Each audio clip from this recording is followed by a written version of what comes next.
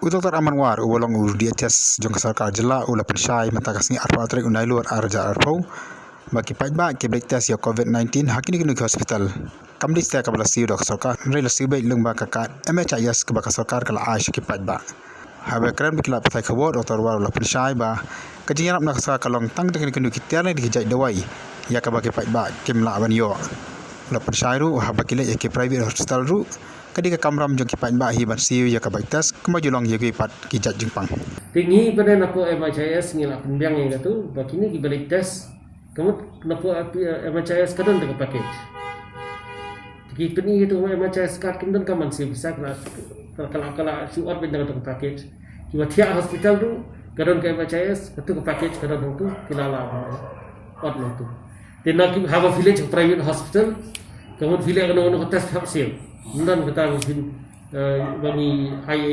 IA gitu di hospital. Lada ostang ada kiok kits nangi lagi kiok ini jengerap nangi kinum charge bisa. Kedon kita wai gi mengai ki ai ki. Kedon ki PPE gi mengai ki.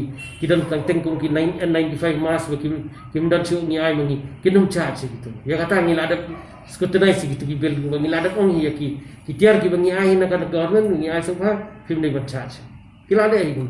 Tama kau ingin di mana tu? Apa village private hospital? Kamu kau ingin charge kau ingin charge maki? Ya kata ingin nomla mana orang ni. Setang lada kadang ka jing charge kau anong exorbitant lani kau remdor pala tinggi lala ngilak kan interview lani interfere.